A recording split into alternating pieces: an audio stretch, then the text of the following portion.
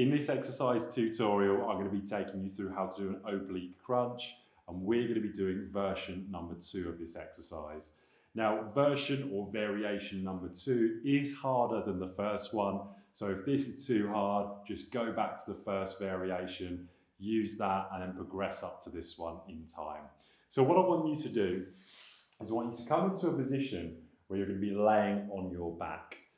Your feet are going to be in contact with the floor at all times and your knees are going to be bent.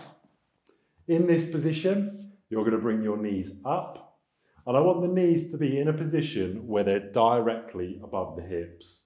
Hands go behind the head, and I want you to imagine the whole weight of your head is completely in the hands. So if you was going to bring your hands out, your head would flop back because the whole weight of that head is in your hands. From here, you're going to keep those knees in the same position as they are, and you're going to bring your opposite elbow to your opposite knee, like so.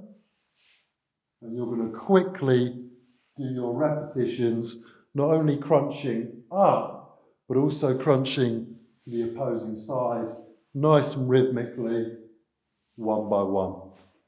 When you're doing your repetitions, you would think that the faster you do them, the more you're going to get out of them. But a lot of the time, we don't then end up contracting properly. So you want to make sure you don't do this too fast where, one, you can't breathe or you're not breathing properly. And as well, you want to be feeling that crunch in each repetition when you're coming from side to side. So it's opposite elbow to opposite knee. You don't have to bring the knees in. You can do if you want to, but keeping those knees in a position where they're above the position of your hips is going to be harder. So it's not quite like a bicycle crunch where we're coming and touching the knees. You can do if you do want to do more of a bicycle crunch style. You'd repeat that for your desired amount of sets and repetitions, and that's version number 2 of your oblique crunch.